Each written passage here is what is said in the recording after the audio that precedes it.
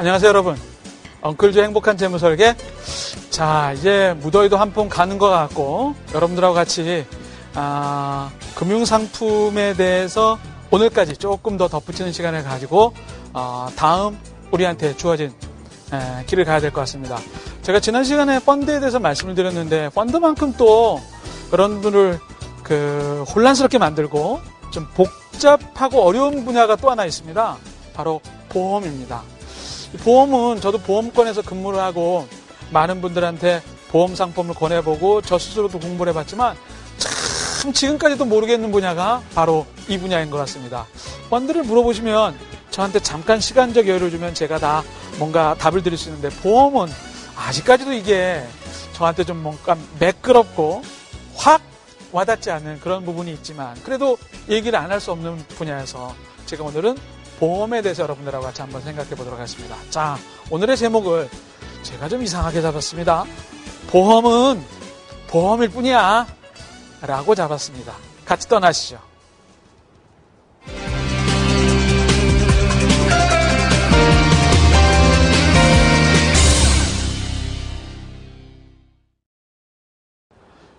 무슨 제목을 이렇게 정했을까? 여러 가지 궁금한 생각이 여러분들한테 드실 것 같은데, 제가 지금도 많은 분들을 상담하다 보면 이 보험에 대해서는 현재 보험권에서 근무하시는 분, 또 소비자 입장에서 보험, 좀 일침을 좀 가해야 될 여러 가지 이야기들이 있습니다. 제가 그 이야기들을 중심으로 해서 여러분들이 도움이 될 만한 이야기들을 간추려 봤습니다. 오늘의 이야기는, 자, 보험은 보험일 뿐이야. 첫 번째, A에 나와 있는 소재는 더 좀 여러분들을 놀라게 만들죠. 흉기인가 이기인가. 두 번째, 보험은 분명한 목적이 중요하다. 세 번째, 보장성 보험. 네 번째, 저축성 또는 투자성 보험. 이렇게 네 가지의 소제목을 가지고 생각을 해보도록 하겠습니다. 참 보험 얘기를 하려니까 제가 지나간 여러 가지 일들이 많이 제 머리를 스치는데, 만나보면 문화센터 강의나 일반 기업체 강의를 하다 보면 이 보험이라는 것 때문에 사실 재테크를 잘 못하게 되는 경우가 상당히 많은 경우를 봅니다. 가지고 있는 돈을 전부 다 보험에다가 계속 묶여서 갈 수밖에 없는 상황들이 있습니다. 특별히 가족 중에 보험을 하시는 분이 있는 경우, 아주 이거 어떻게 도와드릴 수 있는 방법이 없더라고요. 그런 분들은 특별히 오늘 제 얘기를 잘 들으시면서 나름대로 생각을 좀 정리를 하셨으면 좋겠습니다. 자, 흉기인가 이기인가. 저 이기는 이로운 거죠. 똑같이 그 칼도 부엌에서 요리하거나 내가 필요한 것들을 자르는 데 쓸 땐 좋지만 잘못하면 굉장히 무서운 흉기로 변하죠. 그런 것처럼 보험도 원래 있는 상품은 안 그런데 그렇습니다. 자, 보험에 대한 정의와 몇 가지를 생각해 보죠. 재무적 안정의 길. 누구나 경제적으로 안정을 갖고 싶어 합니다. 젊은 분은 젊은 분들대로, 40대는 40대대로, 또 은퇴가 가까운 60대는 60대대로 나름대로 내가 경제적으로 좀 안정됐으면 하는 욕심은 누구에게나 다 있는데, 그 길을 막는 것이 바로 보험이라는 거죠. 그렇게 흉기 노릇을 한다는 겁니다. 가지고 있는 돈을 전부 다 보험에다 붓다가 그 다음에 시간이 지나가지고 아닌가 봐, 이렇게 되면 너무 많은 손실이 있게 됩니다.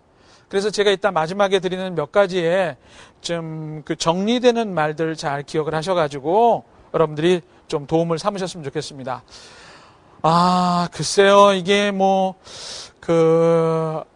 너무나 많은 경우가 있어서 제가 일일이 다 거론하지 못하는 그런 경우가 있지만, 반대로 잘 활용하시는 분들은 너무나 활용을 잘한다는 겁니다. 저도 개인적으로 제가 아까 말씀드린 것처럼 보험권에서 일해봤지만 저한테도 이 보험이 흉기가 된 적이 있고 이기가 된 적이 있습니다. 사실은 제 가족 중에 제 사랑하는 동생을 제가 한 10년 전에 갑작스러운 심장마비로 잃게 됐습니다. 결혼해서 두 아이가 있는 가장이 어느 날 갑자기 심장마비로 세상을 떠났습니다. 모아놓은 건 없고요. 30대 젊은 나이에 가족들은 있고요. 이 암담한 현실에서 그나마 제가 권했던 그 생명보험이 그 가정을, 아빠가 없는 그 가정을 지금도 지키고 있다는 생각을 한다면 저는 엄청나게 많은 이익을 제 동생 가정에게 주게 된 것이죠. 이렇게 철저하게 수없이 죽어갈 수밖에 없는 가정을 살리는 경우도 있지만 굉장히 살아갈 수 있는 가능성이 있는 가정을 죽이는 경우도 있다는 것이 바로 보험이라는 사실을 여러분들이 기억하시기 바랍니다. 제가 목소리를 높여서 외치고 싶을 정도로 안타까운 현실이 우리 주변에서 많이 일어나고 있다는 거죠. 보험에 대한 정확한 이해는 바로 지금 설명드리는 데서 나타납니다. 여러분들, 보험이라고 하는 것은 바로 이런 생각을 좀 하시죠. 보험이 어떤 목적이 있을까? 보험의 우리 사회가 이제 금융이라고 하는 영역이 여러 군데가 있습니다. 보험, 그 다음에 증권, 은행, 이렇게 세 가지 영역이 있죠. 그 다음에 여러분들이 재테크라고 하는 영역에서 크게 두 가지가 이런 금융 영역 말고 이제 부동산이라고 하는 영역이 있습니다. 부동산. 여긴 대부분 뭐 집이라든가 또는 투자형 부동산이라든가. 첫 번째는 이렇게 금융과 부동산으로 나뉘고, 금융은 은행, 증권, 보험, 이렇게 세 가지 영역으로 나뉜다는 겁니다. 이 중에서 여러분들 하나라도 필요 없는 것이 있나요? 다 필요합니다. 다 필요하지만 어떤 숟가락을 써야 되는데 젓가락을 쓸 수 없고요. 젓가락을 써야 되는데 숟가락을 쓰면은 효과적이지 않겠죠? 바로 그렇습니다. 이것에 많은 목적이 있고요. 이것에 많은 목적, 서로 나름대로 거기에 그렇게 써야만 여러분들한테 이득이 되는 본래의 목적이 있습니다. 그런데 보험은 어떤 때 가장 영향력을 많이 주게 되냐면, 몇 번을 반복하겠지만 이렇게 보상을 받게 돼야 될 때, 또 하나는 굉장히 시간이 긴 이후에 장기의 목적 자금을 만드는 두 가지의 경우 외에는 도움을 주지 않은 것입니다. 그거를 단기적으로 사용한다면, 또는 내가 단기적인 재테크 목적으로 사용한다면 그분들은 증권이나 은행 쪽으로 가셔야죠. 이렇게 목적이 중요하다. 그 의미를 제가 처음 여러분들한테 드리고 싶습니다. 이 보험이라고 하는 것은 그런데 이렇게 목적을 생각하는 게 아니라 통계 자료나, 여러분들도 사실 그러실 거예요. 보험을 가입하게 된 이유나 경로를 보면 대부분 권유에 의해서, 마지못해서 이렇게 가입을 하다 보니까 저 목적을 상실하게 되는 거죠. 여러분, 보험에 대한 목적을 분명히 하신다면 진짜 여러분들의 가정이 위기에 처해 있을 때, 여러분들의 가정이 너무 어려움에 빠졌을 때, 또는 여러분들이 그 이후에, 한참 이후에 내가 쓸 돈이 필요할 때 보험은 효자 노릇을 톡톡히 할 거라고 생각을 합니다. 그 사실을 기억하시지 않는다면 여러분들은 목적에 맞지 않는 일들을 계속한다는 겁니다. 자, 예를 들어 한번 보죠. 우리나라 평균 가계소득인 보통의 가구가 250만 원 정도의 소득을 가지고 있습니다. 이 250만 원 소득에서 사람마다 달리겠지만 한 100만 원 정도의 잉여 자금이 있습니다. 150만 원은 의식주에도 쓰고 뭐 여러 가지 쓰기 때문에 의식주하고 그다음에 쓰고 남은 돈, 의식주 후에 남은 돈이 100만 원이라고 하면 이 100만 원을 가지고 보험도 들고 펀드도 들고 적금도 들고 뭐 여러 가지를 하겠죠.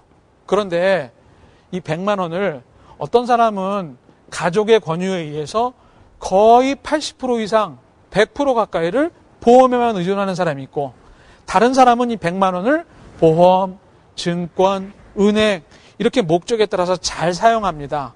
균형 있는 포트폴리오를 했다고 생각을 하겠습니다. 이렇게 보험을 중심으로 한 포트폴리오하고 균형 있는 포트폴리오라고 100만 원을 가지고 10년이 지난 다음에는 두 사람이 전혀 다른 재무적인 환경에 취한다는 겁니다. 원금은 1억 2천이지만, 이게 1억 2천이지만 그냥 보험을 통해서 그냥 줏대 없이, 원칙 없이 막 한 사람은 뭐 1억 9천 정도밖에 돈이 안 될 수도 있지만, 이렇게 균형 있게 잘한 사람은 2억 4천, 차이가 한 5천만 원 정도의 돈이 10년 이후에 날 수 있다는 거죠.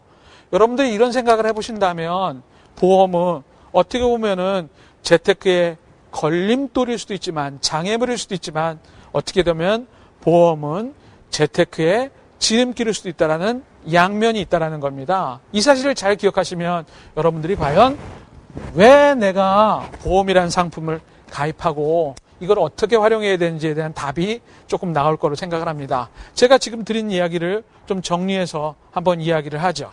자, 여러분들이 금융상품마다 다 목적이 있습니다. 아까 드렸죠?